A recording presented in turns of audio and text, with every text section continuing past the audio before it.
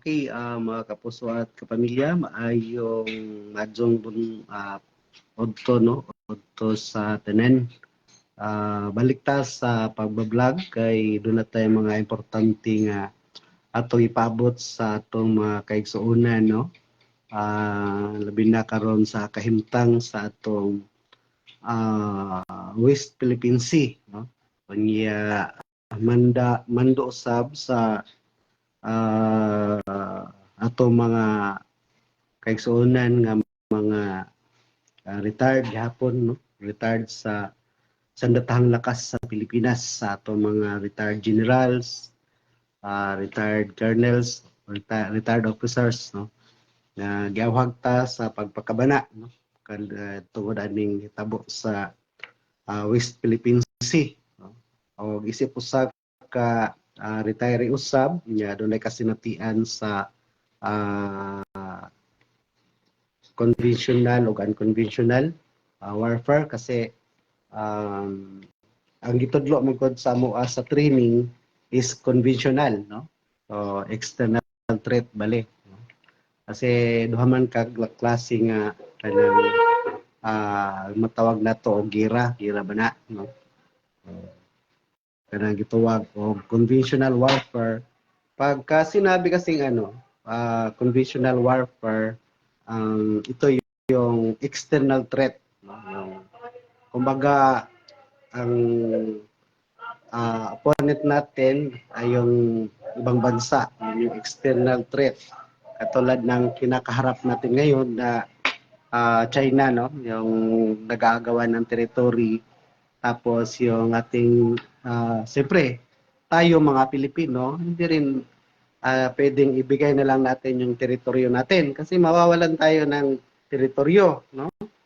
So hindi pwedeng ibigay natin yan sa o aagawin ng ibang bansa sa atin. So kailangan natin suportahan talaga yan no, yung pagdidepensa ng ating ng ating territorial sea no, ating karagatan. Kasi diyan nabubuhay yung ating mga kababayan na mga mangingisda no, yung mga wala na tayo pang-ulam pagka ibigay natin yan no. Saan tayo kukuha ng pang-ulam na diyan maraming yung pang-ulam na isda. So yan din ang panghanap buhay nila. So kailangan i-preserve talaga natin yan o talagang ingatan natin yan at ipaglaban no? Kasi atin yan eh. So kaya ito yung pag-uusapan natin. Although yung natigil natin nung kung saan tayo na hinto sa pagbablog noong February 25. So dahil sa busy tayo at sa Jinsan pa yon. No? Ngayon dito sa Bohol pag-uwi ko, hindi pa ako nakapag-vlog ulit. So ngayon pa lang kasi parang kailangan na talaga no. So ito no, mag-ano tayo, isisiwalat natin kung ano rin nating role kasi hindi lang ito labanan ng pwersa ng mga military. That is envision no, yung pag-aagawan yung teritorya at sasakopin. Siyempre mayroong pananakop na mangyayari diyan pagka lumusod yung China rito. Ang mangyayari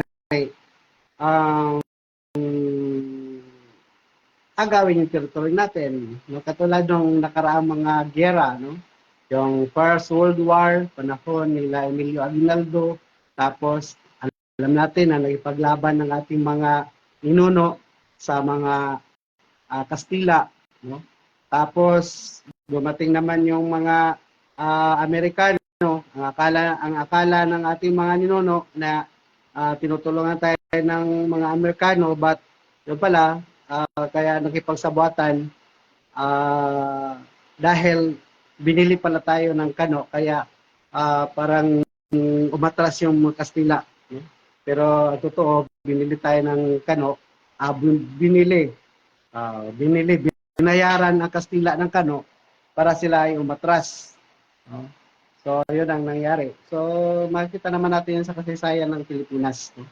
So mga kapuso at kapamilya, sa atin ngayon yung Second World War, ang nangyari naman yung Hapon naman ang lumusob sa atin.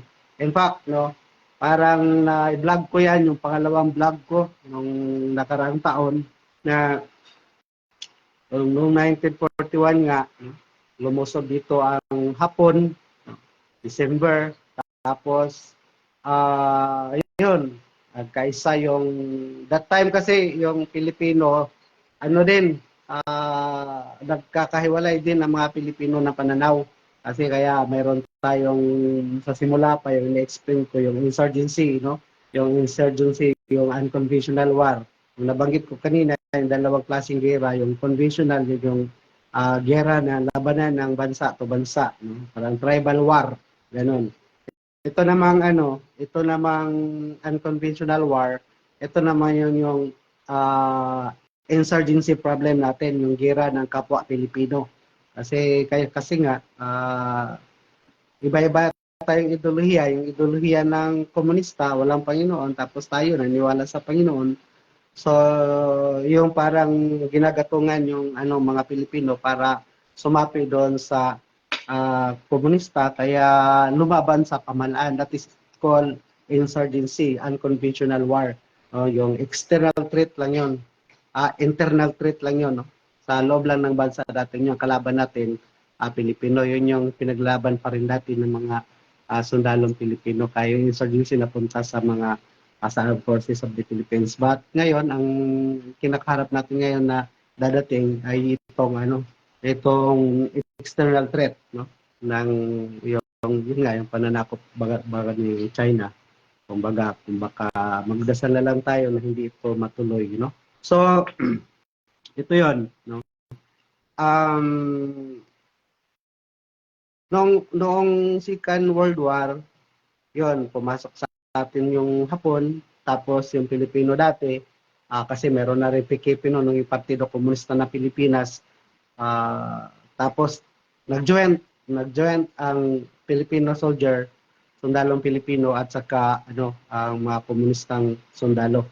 Yung Hukbalahap, no, tatawag na Hukbalahap. Yung Hukbalahap kasi composed yun ng mga yung Hukbong Bayan laban sa Hapon. Yun yung composed ng mga tatawag nito, mga armadong komunista, no? Yung Hukbong laban sa Hapon, Hukbong Bayan laban sa Hapon, Hukbalahap. And then yung mga Filipino soldier naman natin nagkaisa doon sa Hukbalahap, yung mga guerrilla. So kaya noong natapos yung Second World War, nung ma-liberate tayo sa mga Hapon noong 1944, pagka 1948 naman, sa ika-18 na anibersaryo ng Partido Komunista ng Pilipinas, kasi wala nang Hapon, so yung Hukbalahap na lumalaban sa Hapon na tatag ng komunista, no, yun yung ginawa nila ng nag-rename sila, no? Iba na lang pangalan kasi wala nang Hapon, hindi na epektibo yung Hukbalahap. So ginawa nila Hukbong Magpapalaya ng Bayan, no? So yun, no? Yun yung unang ang pwersa ng komunista after sa Hapon, no? Kaya ibig sabihin, pagka mayroong labanan o mayroong mga mananakop, ang mga Pilipino na nagkakahiwalay ng landas, no? So iba-iba sa iba-ibang paniniwala. So magkakaisa, no? Kakaisa tayo. So ngayon naman sana tayo ay magkaisa. Ngayon kung sakasakali, no? Kung sakasakali matuloy ito, so yun yung ating kailangan handa tayo, no? Kaya dapat ang aim natin dito sa ating vlog, kailangan magpakabana tayo, kahit kailangan tayo mag-organisa at maghanda. Kasi siyempre external threat yan eh. So kadalasan sa ating mga kababayan, maliban sa mga sundalo na tinuturuan kung paano idepensa ang ating bayan. So nandito yung mga pamilya natin sa ating barangay. So ito yung mission namin ngayon, no? Ang mission namin na organisahin ang barangay para madipinsahan ang bawat pamilya. Siyempre, sa karanasan namin, ako, ang karanasan ko, meron akong karanasang 36 years in service, no, sa Philippine Army. So, yung 36 years na yan, yun yung ibabahagi ko sa ating mga kababayan kung paano natin depinsaan ang ating mga sarili, no. Siguro naman, meron din ako may share, no. Isa rin ito sa hikayat ng ating mga retirees, no, nagipaglaban under sa Vanguard of Democracy, no, VOD, at saka sa ating mga organizer ng ating Filipino Guerrilla Forces na walang iba kundi si Commander Mitran, dating Colonel Mitran, no? Naging kasama rin namin yan sa 7th Infantry Division doon sa Libay Siha, sa Fort Magsaysay. Area namin di Hall Central Luzon. So, yun, no, na panahon ni General Palparan. So, mga kapuso at kapamilya, yun yung isi-share namin kung paano natin organisahin o paano natin ihanda ang ating kapwa Pilipino, lalo na ang ating mga pamilya. No? Ang target namin dito sa pag-organisa, mga kapuso at kapamilya, ay para madipinsahan ang ating mga pamilya. So, kasi pinaglalaban natin ang ating pamilya, paano sila mailigtas. No? Kasi tayong lahat, alam naman natin na bakit tayo nagtatrabaho para sa sarili at para sa pamilya. Hindi tayo makasarili, kundi para sa pamilya. No? So, bago lang tayo, at least nasa simbahan din tayo, bago lang tayo nagkaroon ng family congress. So, yun din ang pinag-uusapan, lagi pamilya, kung paano natin maakay ang ating pamilya dyan sa karapat sa magandang pamamalakad, no? Lalo na sa paniniwala natin sa Panginoon. So, paano natin magabay ang ating pamilya. Siyempre, yan yung dahilan kaya tayo nagtatrabaho para ma-safety ang kanilang katawan, may maipakain tayo, may padamit, tapos doon naman sa simbahan na mayroon tayong paniniwala. So, yun ang pa natin. So, para tayo mag-umpisa, siguro magdasal muna tayo, no? Magdasal muna tayo, tapos patutugan muna tayo ng isang awitin, no? Before tayo magdasal sa pagpakabana. Kasi ito yung natin bali pagbabalik ng pagbablog para sa ating pagpakabana, no? Lalo na sa ating karanasan ngayon, no? Sa West Philippine Sea. No? Kaya awitin muna natin ang awit sa pagpakabana. So, pakinggan natin, no?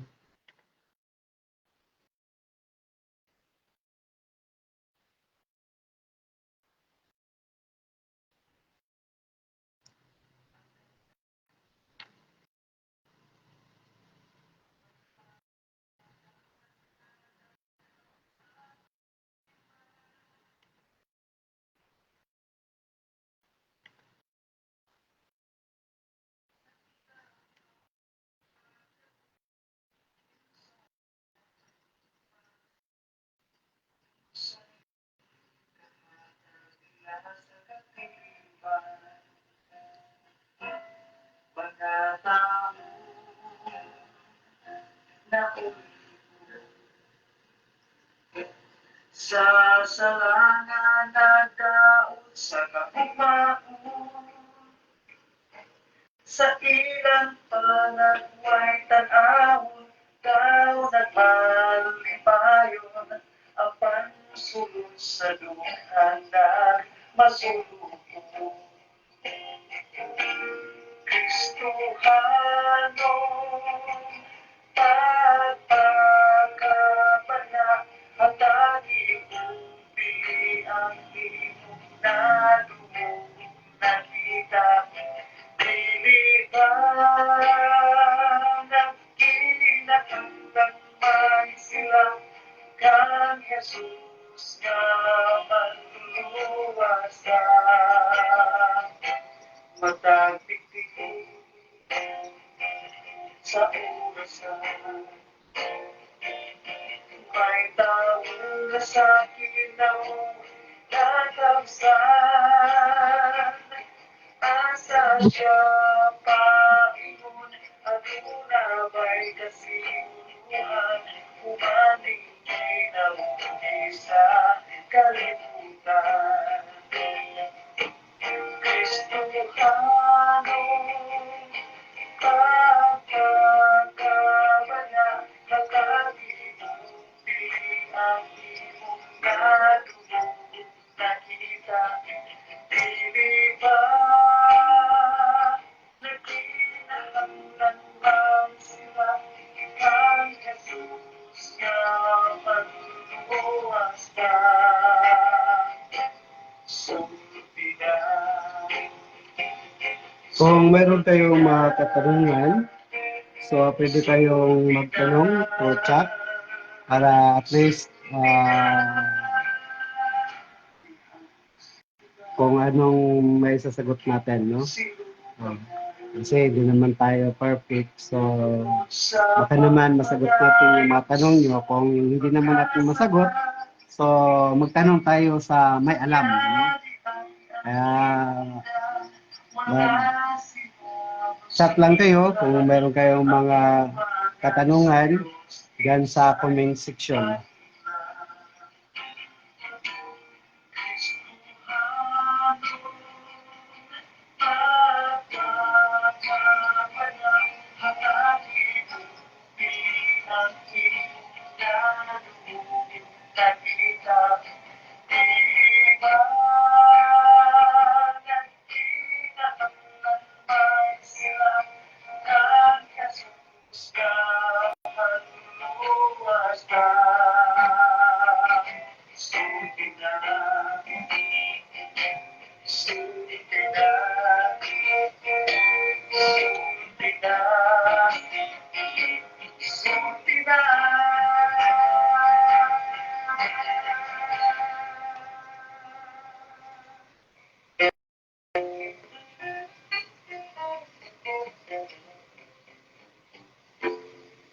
Okay, kapuso at kapamilya, maraming salamat, no?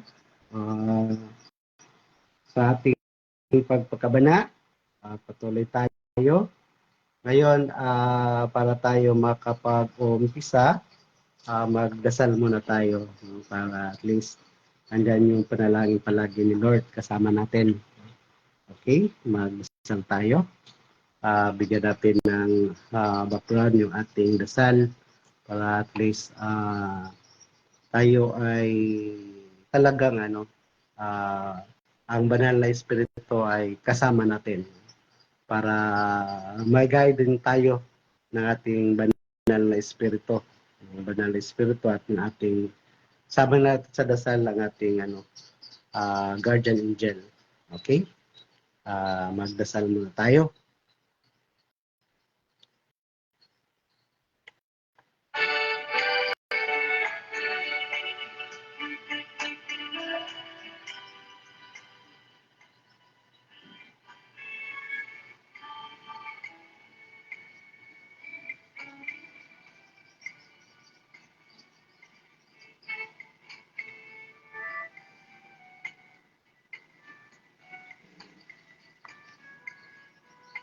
Sa ngalan ng Ama, ng Anak at ng Espiritu Santo. Amen.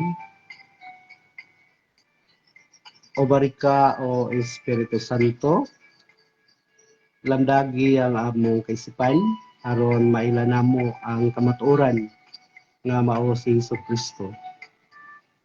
Dinita sa imong gugma ang among mga kasing-kasing, aron mubati o mutagad sa among isig katao. Inisi kami gikan sa among mangid-ad nga mga pagbati o ipahilayo kanamo ang mga daotang tinguha nga makapukan sa kalinaw.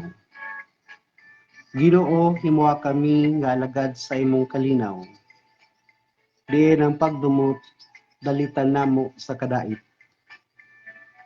Diin ang pagdagmal balusan namo sa pasaylo. Diin ang katahap dasigo namo sa paglaom. Diin ang kangitngit, banwagan namo sa kahayag. Diin ang kasub-anan, upayo namo sa kalipay. O Diyos kong agalon, itugot nga dili namo ipalabi sa among tinguha. Nga kami lipayon kaysa paglipay. Nga kami pagasabton kaysa pagsabot. Nga kami higugmaon kaysa paghigugma. Tungod kay diha sa paghatag kita makadawat, diha sa pagpasaylo kita mapasaylo, o diha sa pagkamatay kita matao. Ngadto sa kinabuhing dayon. Amen. Sa samahan ug sa Anak ug sa Espiritu Santo. Amen.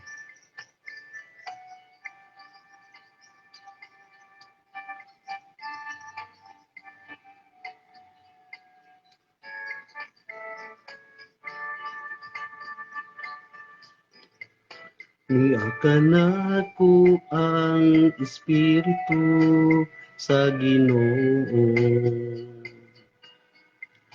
Ako nadasig nga mabarugan ang pagtuo. Sa kabus ug hinikawan, isang yaw ang kaluwasan, ang maayong balita sa linutigan. Ang maayong balita sa linubigan. Okay, mga kapuso at kapamilya, tuloy tayo sa ating pagpakabana. No?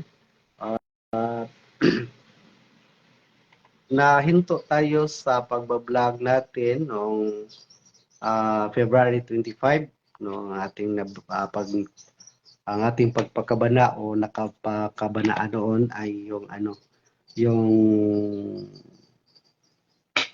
sa insurgency, no? Sa insurgency yun yung yun yung labanan ng mga sundalo at mga NPA doon sa Barangay Campagaw sa Bilar. Yun yung ang issue noon kasi yun yung pinaliwanag natin doon.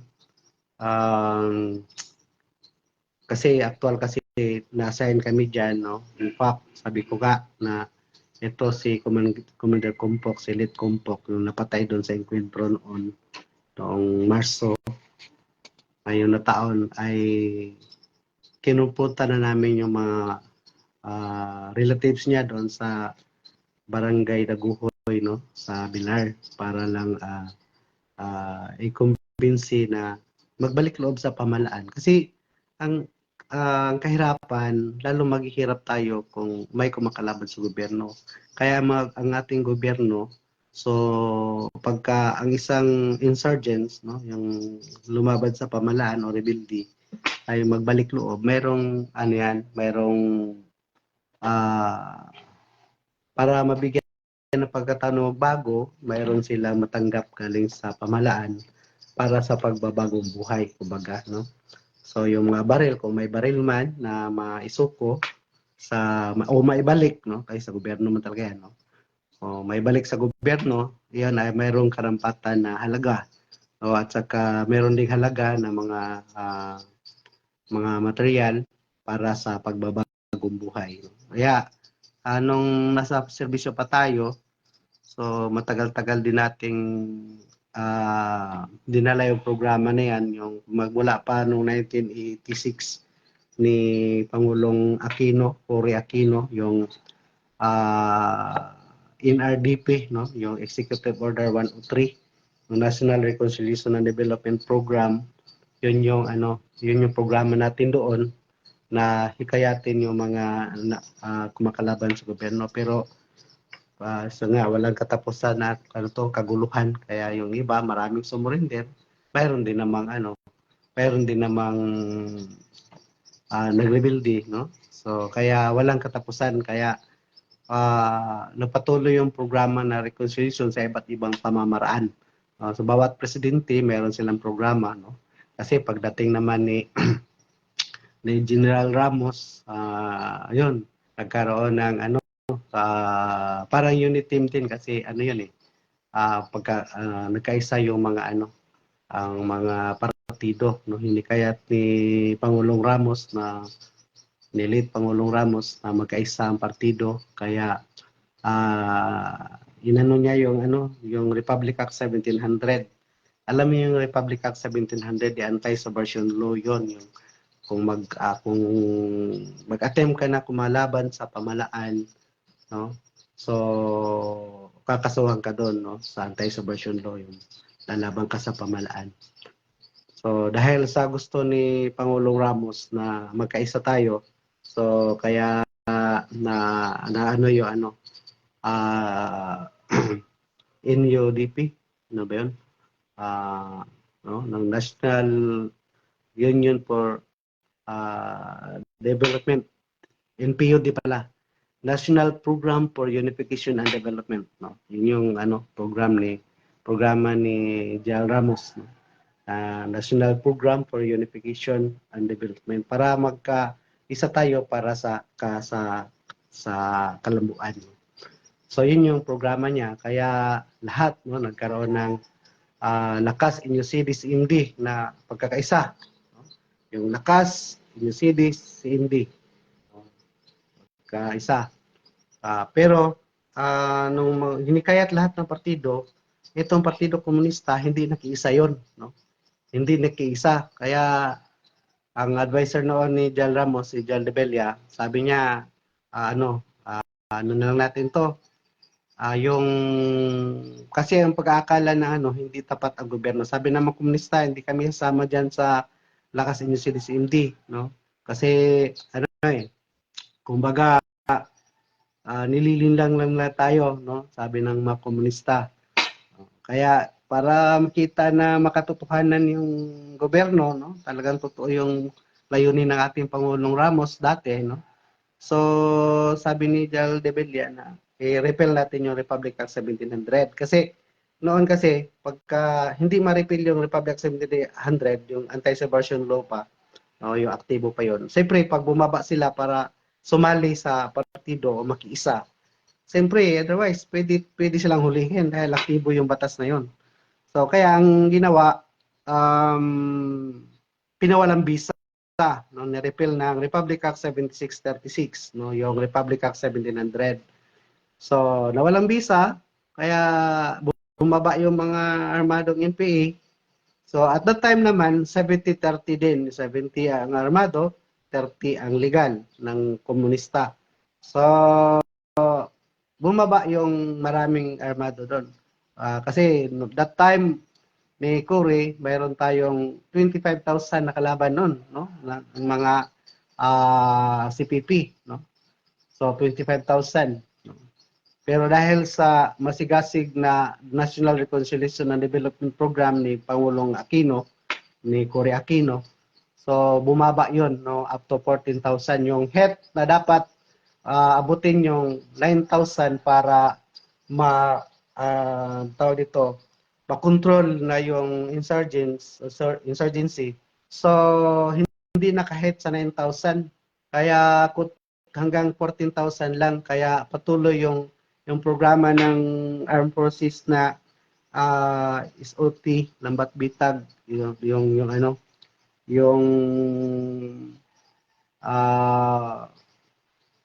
na-extend yun sa Lambat Bitag to, no? So yun yung yun yung may tawag doon, recall ko yun. So ang nangyari, bumaba lang ang kalaban dahil maraming sumurrender. Kaya panahon ni Jal Ramos, pinagpatuloy sa NPOD. So nung mawala ng visa yung Republic Act 1700, so maraming bumaba, no, maraming nakiisa. In fact, nakabuo pa sila ng party list, no? Kasi nakabuo, no, kasi sa panahon ni Jal Ramos, inopen yung party list para para mayroong representative ang bawat mga sa gobyerno, no? Mga nasa laylayan na mga sektor sa ating lipunan. So kaya pumasa, hinikayat nila na usually ito ang nagplano din ito yung mga komunista no? Ang sinabi nila gagawa ng yung party list law, yung Republic Act 7941. Ang Republic Act 7941 naman, yun yung pagbuo ng party list system law. So, para mayroong mga representante sa Congress ang mga sektor na nasa laylayan. So, yun yung nangyari doon na napansin natin na yung even yung mga komunista, meron silang mga party list, no? So, alam naman natin yan, no? Yung mga Makabayan Black na yan, na party list, no? Kasi, na yan talagang yung mga party list na yan ay nakuha natin ng mga yan, na mga ebidensya na sila ay kasapi ng CPP kasi bawat labanan makakuha ng mga kagamitan yung mga sundalo na galing sa party list na yan. So marami pagkakataon, no? Lalo na tayo nasa field. No? So yun ang nangyari. So mga kapuso at kapamilya, no?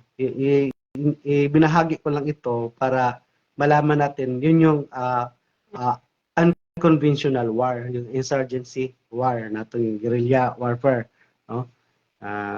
Ang kalaban sa insurgency, yung sa unconventional war, kapwa Pilipino, yun yung mga nagrebelde sa pamalaan dahil sa ideolohiyang komunista. Alam naman natin na kailangan ma-connect natin ito Alam niyo kung bakit? Kasi ang komunista, alam naman natin ng China komunista. Di ba? Ang China komunista yan. At ang komunista, kahit balik-baliktarin pa yan, hindi yan sila naniniwala sa Panginoon. Sabi nga ng iba nung nasa serbisyo pa tayo, maraming mga nagsasabi, lalo na yung mga legal, no? Yung mga legal, na nagsasabi na, anong hindi? Kasi, dati kasi, napasukan ng simbahan. Hanggang ngayon nga mayroon pang mga pari na rebelde. Kasi, siguro, na-explain ko na yan. Kung hindi ko na ulitin yan, siguro kung may time, maulit natin yan, no?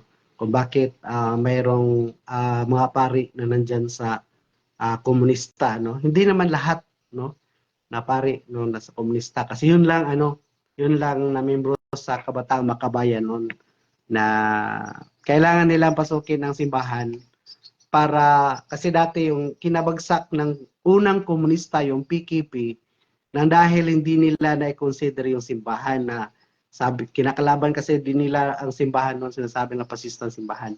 So di lang naisip na yung simbahan ay kailangan malaking factor para sila ay manaig, no?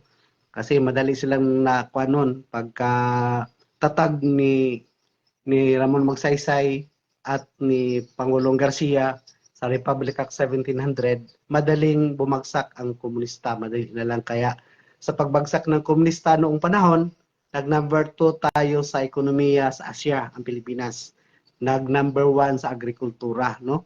Balikan natin na totoo talaga yan, no? Kasi number 1, tayo ang taga-supply lahat ng mga agricultura product dito sa buong Asia, no? In fact, ang katotohanan niyan, dito itinayo ang paralan, no? Yung IRI, no? International Rice Research Institute doon sa Los Baños, Laguna, sa UP Los Baños, no? Panahon ni Pangulong Marcos, no? Tinatag doon ang International Rice Research Institute. At yung mga karatig bansa natin dito sa Asia, dito nag-aral ng pagsasaka ng palay dito. So kaya nag-number 1 din tayo kasi that time, no, pagbagsak kasi sa komunista, no, pagbagsak kasi sa komunista, mga kapuso at kapamilya, wala nang kinatatakutan ng ating mga magsasaka. Wala na kasi Kaya naman kahit ngayon naghihirap tayo, bumagsak ng ating agrikultura dahil sa yung mga magsasaka inabandon nila yung kanilang sakahan dahil sa insurgency problem. No? Naapektuhan sila. Kaya yung iba pumunta sa Manila. In fact, marami kaming mga kaibigan, no, na inadvisean pa namin na wag ka nang umalis kasi nandito naman kami, yung mga sundalo. Pero talagang natakot sila sa mga armadong grupo na New People's Army kasi gumagawa ng mga terroristic activities. Kaya nangyari, pumunta sila ng Maynila, yung masakahan nila iniwan.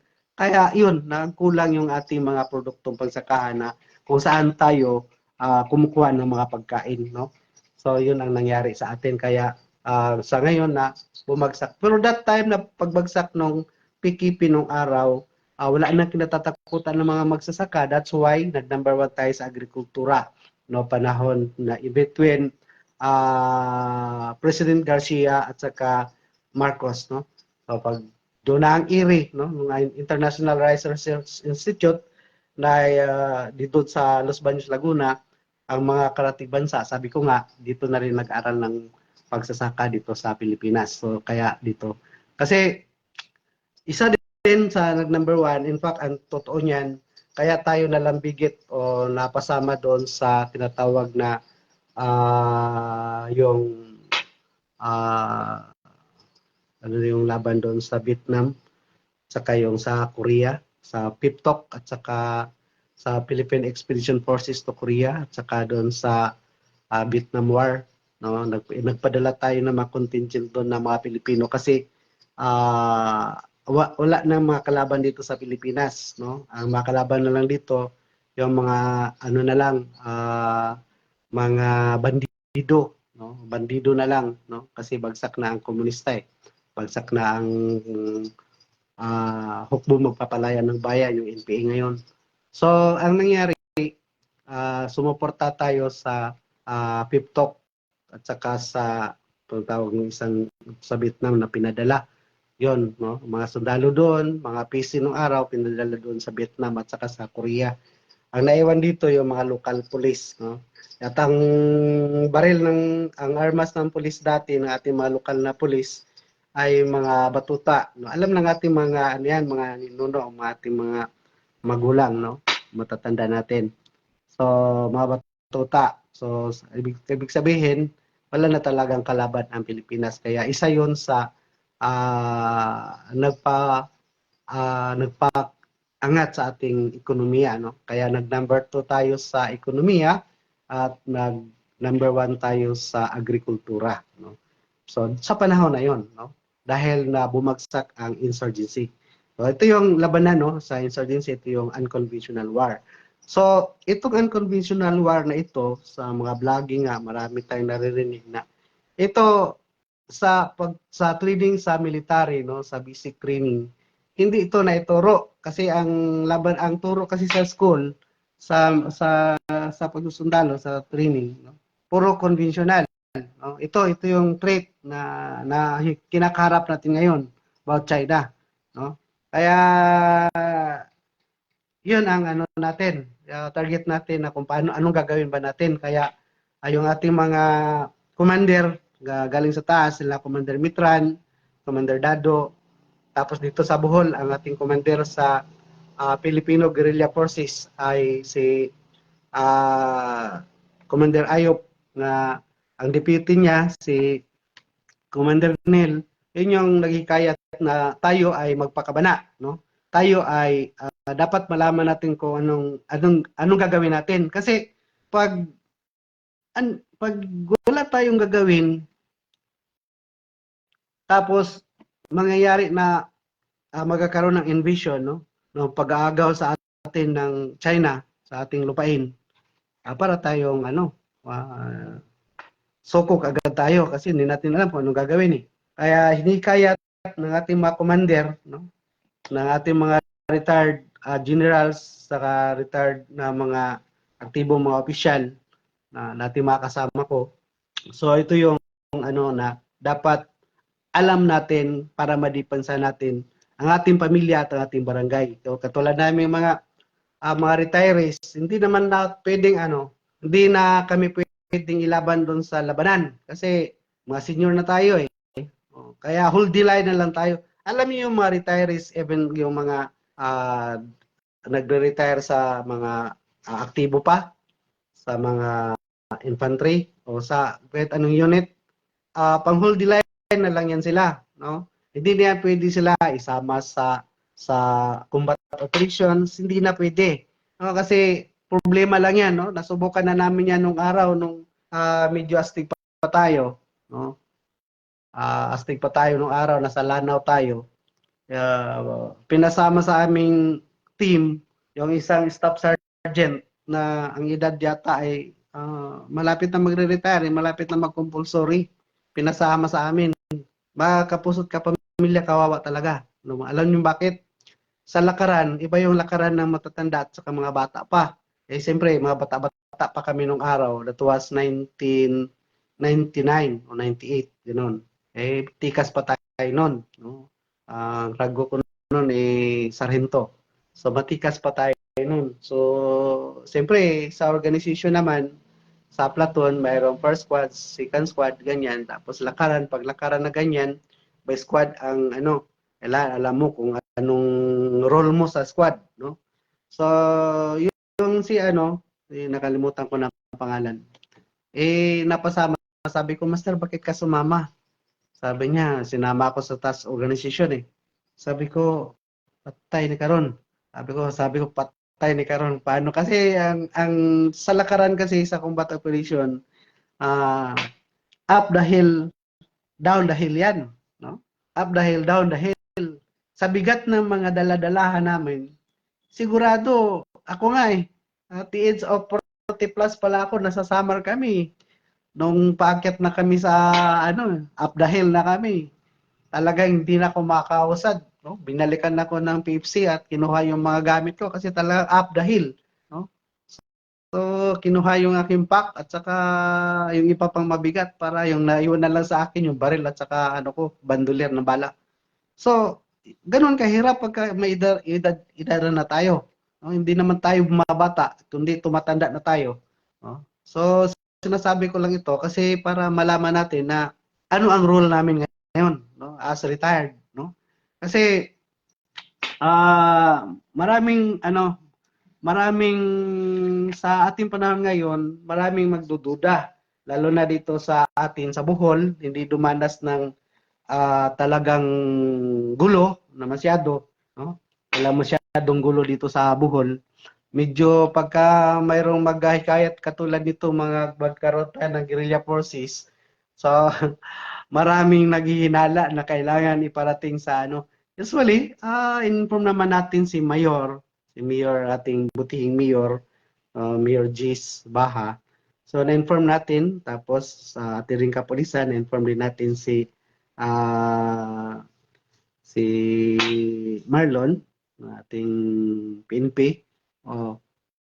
So ito talaga wala talaga itong problema no na i-organize natin kasi hindi naman to laban sa pamahalaan. Kundi ang ginagawa natin i-aware ang mga tao no ating pamilya no usually kasi ang role namin dito sa ano sa kung magkaroon man no sana hindi no ipagdasal natin no sa Panginoon na hindi matol. Pero tingnan natin ang sitwasyon kasi sabi nga na Panginoon eh nasa Diyos ang awa pero nasa tao ang gawa, no? Eh makonsensya naman kami na galing kami sa Armed Forces ng 36 years tapos sa pag-retire namin tumatanggap kami ng buwanang pensyon. Tapos wala kaming gagawin para sa taong bayan o sa pamilya. Hindi naman pwede 'yun.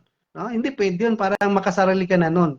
No, na alam mo kung anong gagawin tapos hindi mo na ibahagi. Oh, ito ba namang pagbahagi na ito? Ito ba'y kalaban na ng gobyerno? Siguro hindi, no? Siguro hindi. Kaya masabi ko sa mga nasa ano katungkulan ngayon, lalo na sa council, no? Sa barangay council o sa mga nasa pamalapungan na aktibo. So, sa ganito sigurong paraan, mayroon kami may share. Kaya kung nasa kuan naman tayo, isipin natin na ano, kailangan ano kung sinong may nakakaalam magpa-advise tayo no magpa-advise tayo kasi ikaw ba kayo ba, may challenge ako, tayo bang nakaupo, maliban sa mga retired na nakaupo, ano? Tayo bang nakaupo, mayroon ba tayong karanasan dyan? O yung karanasan natin, inom-inom lang. O karanasan natin, dyan lang sa ating paligid. No? Kasi sa totoo lang, para sa akin, no, naikot ko na itong ating bansa eh. In fact, kung noong 1990, ano ba to? Ano ba 'yon? Noong 2007, noong 2005, no, kung yung 2005, kung hindi lang ako na parang naano lang ako sa commander namin na hindi ko siya samahan, nakapag-serve sana tayo sa UNDOF, no, sa United Nations Forces. Dahil sa sinabi ng isang commander natin na General Palparan na samahan mo ako sa Samar Map. So, hindi ako nakaindi kasi ako masunurin ako na tao no, sa mga commander. So, kaya hindi ako nakahindi doon. Nasamahan siya kasi naka-schedule kami sa United Nations doon. In fact, nakabili na ako ng mga kagamitan ko para ready na sana yon sa United Nations Forces sa UNDOF. Pero hindi yun natuloy. Kami na sana yon, no? Pero hindi natuloy dahil sa hikayat ng aking commander na marami pa kaming gagawin against insurgency. No? So, yun, no? Kaya nasasabi ko lang ito kasi para sana na paghikayat sa mga nasa gobyerno na wag nating pigilan yung dapat na makatulong sa pagdepensa sa ating barangay, lalo na kasi ang purpose ng barangay guerrilla unit o Filipino guerrilla forces ay pagdepensa lang sa ating pamilya, no? Kasi kami mga retired, hindi na kami pwede isabak doon sa labanan kasi paano kami kaya sabi ko nga kanina yung sa kasama namin isinama doon sa labanan, laging naiiwan, naawa ako.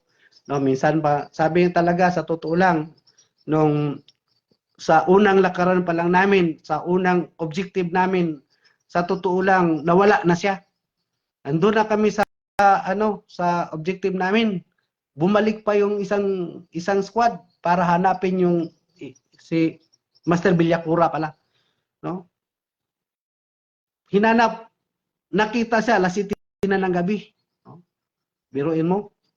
So, ganoon katindi pag matanda na ilaban mo pa doon sa labanan, no? Staff sergeant pa siya noon. Tapos talagang wala kaming magawa. Ayun ang nakakadili sa lakad namin. No, kasi kasama sa task organization, hindi naman pwede namin iwanan kasi sa military walang iwanan. No? Sa sundalo walang iwanan, no? Kaya nangyari nung malipat naman kami sa second objective namin, nandoon na kami sa Taguluan naman. Ang aming line of departure dito sa anong bayan ba ito? Yung kalimutan ko na rin. Yung papuntang Marawi. Doon ang namin, ang line of departure. Lakad kami hanggang Taguluan 2. No? Taguluan 2. Madaling araw, nag-count out kami, siyempre madilim. Nawawala yung isa na naman. Yung third squad, nawawala naman ng isa. So, pag alam na kung sino nawala, si Master Belcura naman.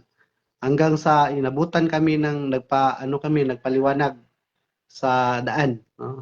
Halt kami, tapos nung magliwanag na, balik isang squad naman, balik yung squad niya kasi nawala. So, alam nyo ba nang sinabi ni Master Villacura? Ang sabi niya, iwanan nyo na lang ako. No? Sa hirap. No? Kasi sa edad, kaya sa isip, pero sa edad, hindi na talaga pwede. No? Kasi iba na yung, no? Masakit na yung mga niyan, no? Sa katawan, sa edad. No? So, hindi ba pwede iwanan? Kasi nga sa military, walang iwanan. So, talagang inalalayan na talagang makarating kami sa Taguluan 2. Tapos pagdating namin doon, yun, nung bumalik na rin kami sa kasi din kami sa sa Iligan. Nag-PRP kami ng Iligan. So, ni-request na namin sa aming operasyon na hindi na pasamahin si Masabi Kilakura kasi kawawa naman. So, yun yung role namin ngayon as senior na tayo, hindi na kami pwede ipadala doon sa frontline. Kasi ang ipapadala talaga sa frontline, yung mga aktibong sundalo. O yun talaga, no? Aktibong sundalo. Tapos ang maging reserve, yung mga reservist. Kita nyo na? Yung mga reservist. Kami ma-retire, di ba? Reservist din. Pero iba yung active reservist, no? Reserve din kami kasi retire. Pero mayroon talagang active reservist, no? Yung mga nag-report doon sa meron tayong reserves command, no? Dito sa Bohol, andyan yung sa meron tayong diyan, CDC, no? Community Defense Command, no? Community Defense Unit, CDO dyan sa Dao, no? Sa Dao. Andyan yung natin. So, yung mag-report kayo doon, so pwede kayo maging reservist. So, kami retire automatic pero di kami nag-report doon. Yung iba naman nag-report, no? May nagre-report din. Pero as is na kami mga retired, automatic talaga reservist, no? Pero saan kami magdidipinsa? Kaya sabi ni Commander Mitran at ni Commander Neil Vargas na dito kami magdidipinsa sa sariling bayan, sariling barangay. Ang dipinsahan natin, sariling barangay, no? At sariling pamilya. Kasi magkaroon man ng gira, no? Magkaroon man ng gira against China o mag-invade na yung mga Chinese sa atin, alam natin kung anong gagawin natin, no? Kaya last week, mayroon tayong coordination na ginawa sa ating barangay council. So through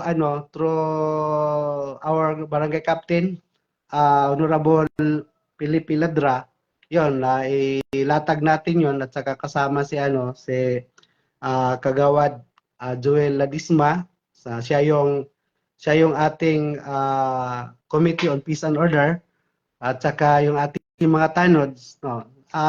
Nakuha na natin, na-organize na natin ang ating barangay actually. Na-organize na, no.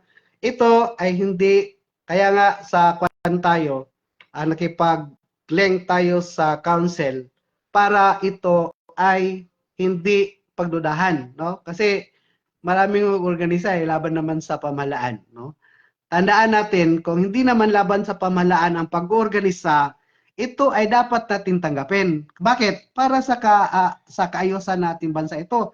Kahit sa ating konstitusyon, alam niyo po, sa ating konstitusyon sa Bill of Rights, Article 3 ng ating konstitusyon, Section 8, ito, yung babasahin ko. Ito para hindi alam natin yung batas, no? Lalo na sa council, hinahakayat ko yung lahat ng barangay council dito sa ating bansa. Mayroon tayo ilan ba yun? 2,000 o 4,000 plus 2,000 barangays entire Philippines, no? 400 plus, no? So kung hindi naman against sa ating batas sa konstitusyon, tanggapin natin kasi ang nakalagay dito sa section 8, basahin ko sa ating konstitusyon, sa Bill of Rights, Article 3. The right of the people, including those employed in the public and private sectors, to form unions, no?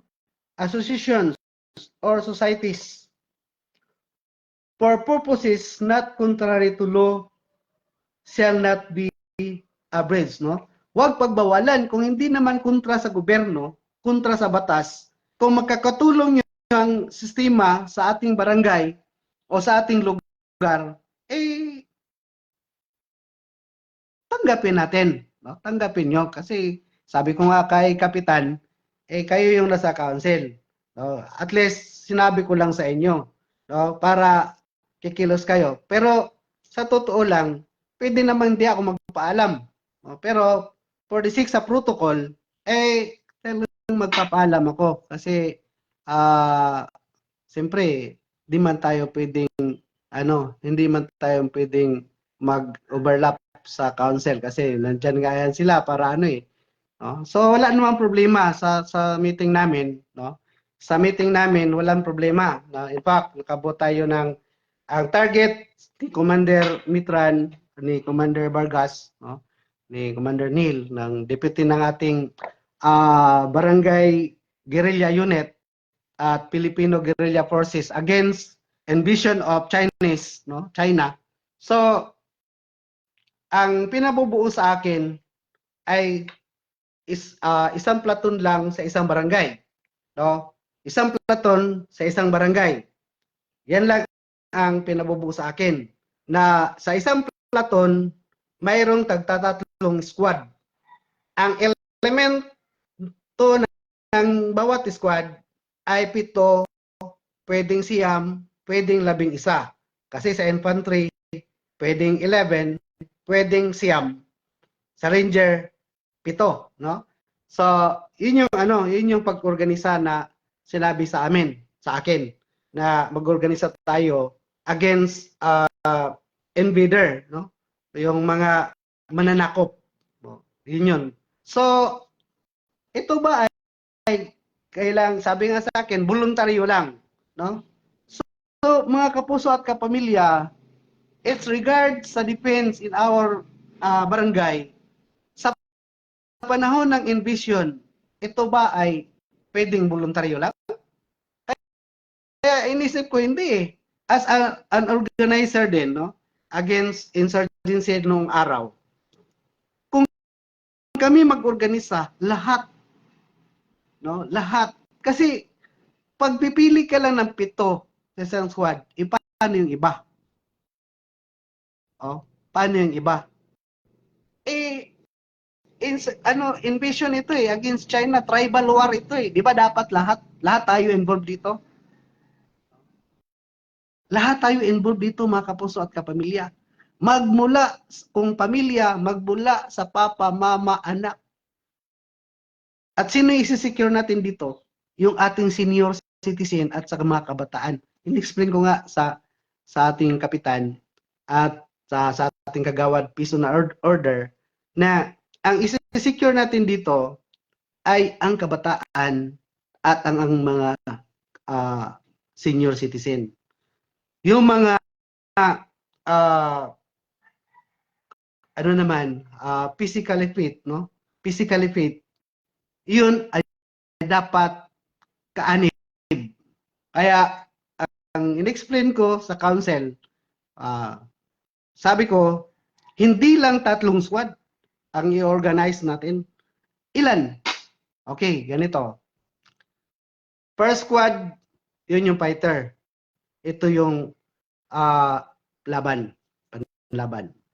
Bawat sityo to ha, bawat sityo. Sa barangay natin, sa barangay namin, meron kaming 7 sityo. So, mga kapuso at kapamilya, yung isang squad, yun yung fighter. So, ibig sabihin, able yun. Able body. No? Tapos, yung second squad, ito naman yung, kumbaga, kung ito ikuha natin ha, ito yung combatant, tapos yung second squad, ito yung PSYOPs, no? Ito yung kumbaga magpapahabol. Kasi itong area natin, bundok ito eh. So maraming mga ambush site bala. Kasi kung envision, kung Chinese ang kalaban natin, kung halimbawa lulusob sila sa atin, hindi naman siyempre kung lulusob sila, sa kalsada yan sila dadaan, hindi yan pwede sila magda-divert sa mga trail kasi hindi man nila alam yun. Sa kalsada talaga sila. So ibig sabihin, doon tayo sa kalsada sa ating barangay. Ang unang layer ng ating barangay ay ang sitio Cantangao. So doon may mga ambush site doon. So yung first squad pa-plaster doon sa taas kung anong wala man tayong baril doon kasi siyempre ang baril natin diyan para guerrilla nga eh. Mga agaw tayo ng baril sa kanila. So ang ating temporary na mga armas para lang tayo makalaban sa kanila dahil invader yan sila eh. No, mananakop yan sila. So ang ating armas dito ay sundang, no, bulo, Kaya nung araw, mayroong mga bulo batalyon, bulo, mayroong tirador, mapana, so ganun, no, julin, ganun, basta maka ano lang sa kanila, maka-injured lang, no? O maka-ano lang sa kanila, makapatay tayo or tayo ang mapatay. Ganun, o tayo, kailangan tayo makapabor, no? Kasi tayo yung mag-aabang sa kanila eh. So, yung second squad yung magpapahabol, first squad siya yung ah, mag-atang, kumbaga, mag-abang sa kalaban. O, papasukin yung parang guerrilla tactics na. Sa NPA ganun eh. O, papahabol yung baking, abangan nung ah tawag dito, ni nakalimutan ko na yung term na ng Alpha Bravo Charlie, no? Ni Kaloy. Si Kaloy naman ang kasama doon sa na mag-aabang para katayin yung mga humahabol sa baking. So ganun, no? So yun lang kailangan talaga natin, no? Abang na ito, ba't na umitim itong nating screen. So yun mga kapuso, no? So siguro kailangan nating malaman kung ano ang ating gagawin. No? So that's the time siguro na alam natin, no? Tapos mayroon din tayong squad na intel na siya yung magmamanman kung nandyan na yung bawa antipulo yung kuha natin. So doon sila mag-abang sa antipulo kung coming na, sila yung mga intel natin mag-report. Tapos mayroon din tayong squad sa service support. Yung siyempre sino magpapakain sa mga fighter. So yung kung pwede rin babae magluto, no? Magluto, yun siya yung magdala ng pagkain doon. At saka yung manggamot, o yung service support, yung marunong manggamot, so yun. Yan ang mga natin. Yun yung gagawin natin bawat sitio, kumbaga. So, kung sa area nyo, sa inyong mga barangay na katulad sa namin, katulad sa aming barangay na bundok, ayun ang gagawin natin. Pero yung doon naman sa tabing dagat, siyempre, dagat yung protektahan natin, no? Yung kalsada rin na pa-approach. Kasi sabi ko nga, yung mga invader o yung mga kung China lulusob, yung malulumulosob, hindi yan dadaan sa mga doon talaga yan dadaan sa mga mobility corridor, tatawag nito. MSR ba, yung daanan talaga na kalsada, no? Sa daanan ng mga supply point, so yun ang madaanan nila. Tapos sa dagat, yan, pwede rin.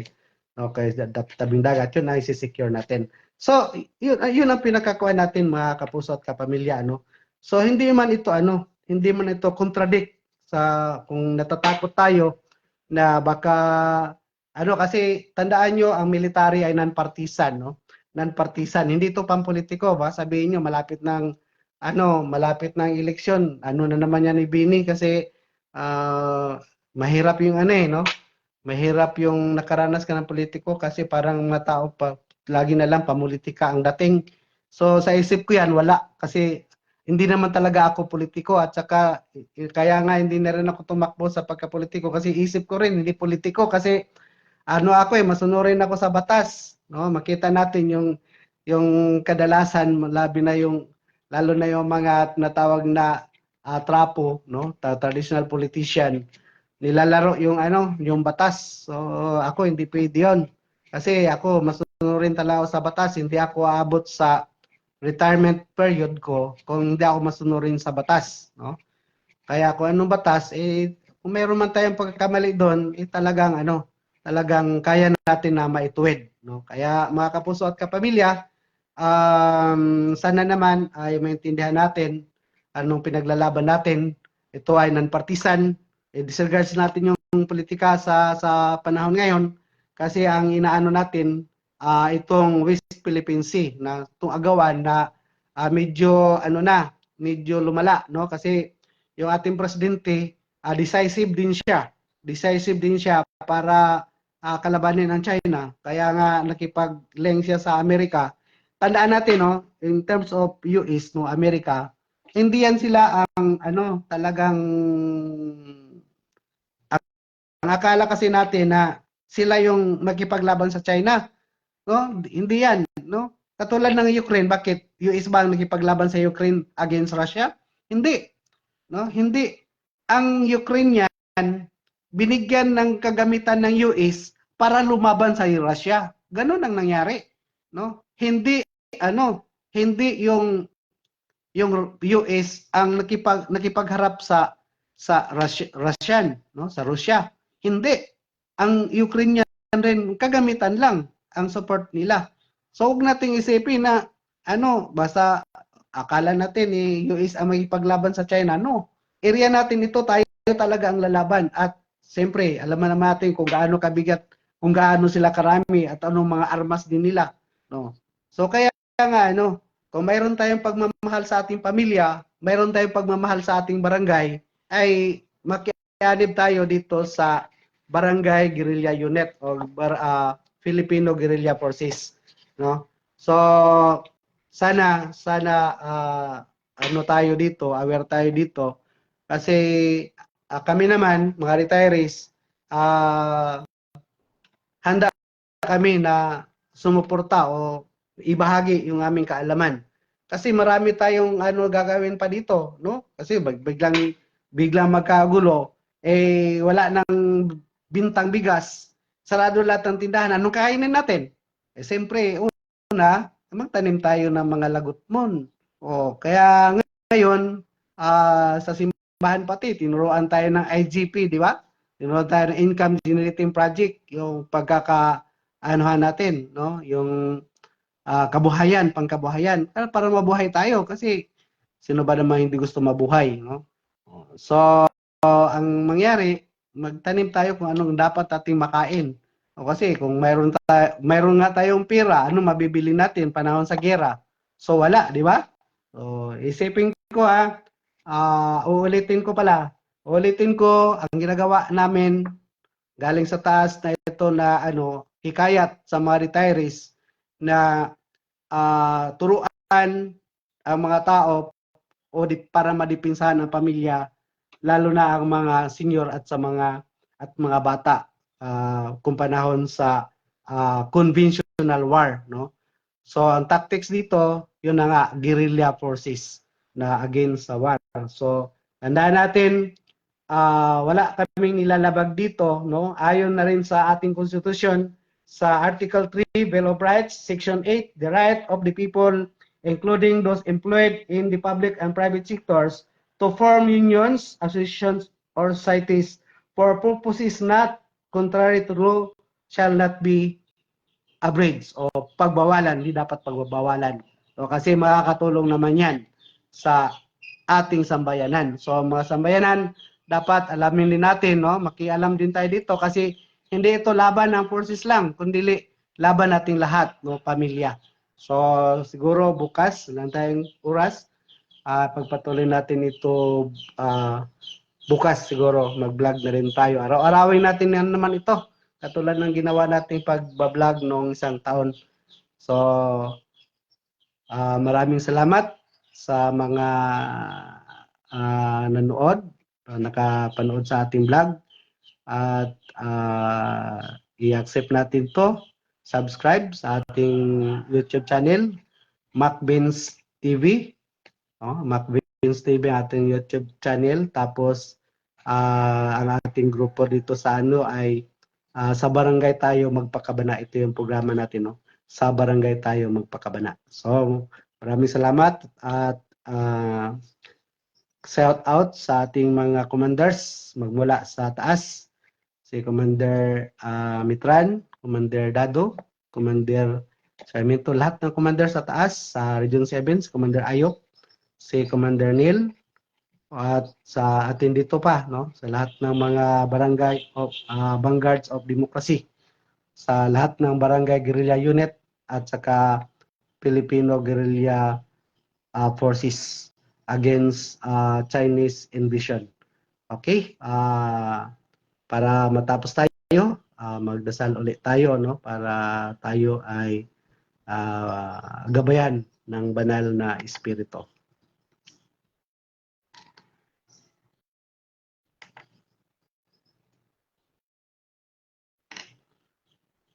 Okay?